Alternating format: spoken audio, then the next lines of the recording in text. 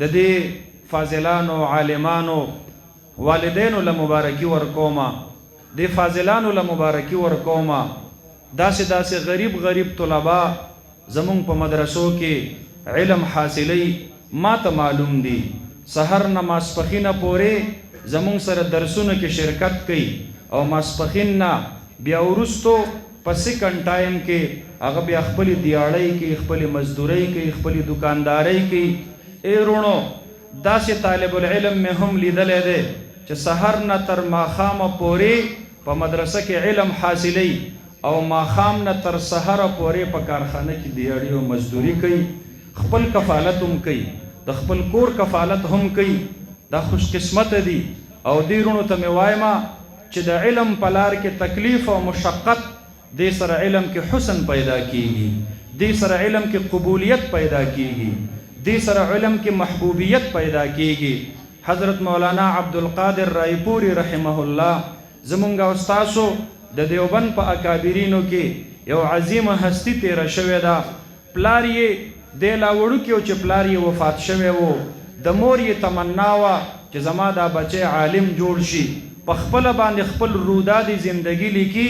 فرمایي وی مور روان کړم بوی تلم دیوبند ته، دیوبند کې چې د داخلي دپاره مدرسې ته ورننه باسلم ایلاغه شونډه مې شنه شوې وه. نو د مدرسې ناظم راته ووی چې مونږ سره خو د داخلو گنجایش ختم شوی دی. ما ورته ووی پلار مې مړ دی او د مور مې غټ ارمان دی چې زه علم حاصل کم، کو تاسو مهرباني وکئ او ما له داخله راکئ.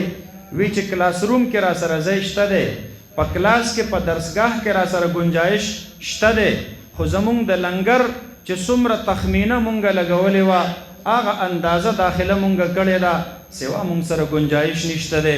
وی ما ورته ووی چې زه به د خپل خوراک او د خپل سکاک د هغې انتظام به زه په خپله باندې کومه، زه د مدرسې د لنګر نه خرچه نه غواړم.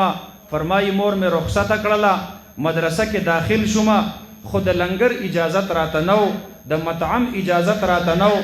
غرمه چې به سبقونه ختم شو طلبا به لاړل، مطعم کې به ډوډۍ خوړله او زه به مسجد ته لاړم، اودس به مې کړی، تلاوت به مې شروع کو، مونځ به مې کو.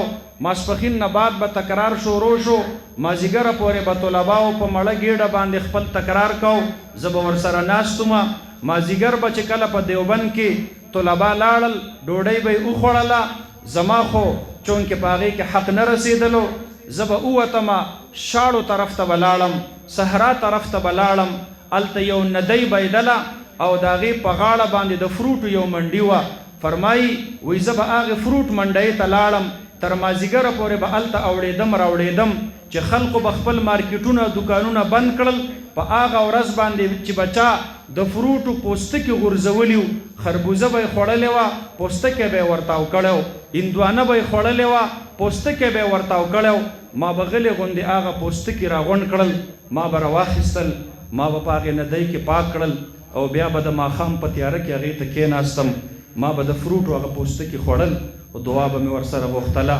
ربه زما دا منظر خو ته اینې الله، خدای ستا د دین طالب العلم یم، الله علم راته را نصیب کړي.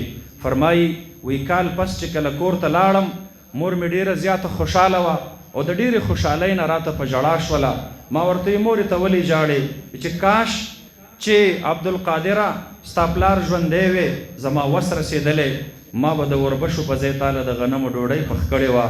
ما په دې زړه کې وی چې مورې تا ته څه پته ده، ستا زوی خو په روغ کال کې غنم خو لویه خبره ده، د وربشو نوړۍ یې هم نه ده څکلې، د فروټو په پوستکي باندې په هغې په خوړلو باندې خپل کال تیر کړی دی. علم ورته الله نصیب کو، ډېر د مشقت سره، ډېر د تکلیف سره، دومره محبوبیت ورته الله نصیب کو، دومره مقبولیت ورته الله نصیب کو، لوی دینی او علمی خدمات ترنه الله واخیستل.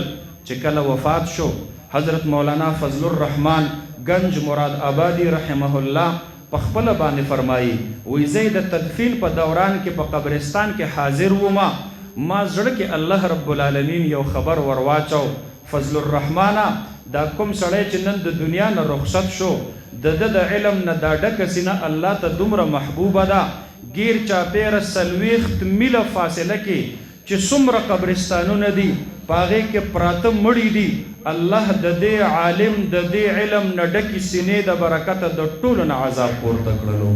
الله د ټولو معافي نصیب کړله، الله د ټولو مغفرت نصیب کو.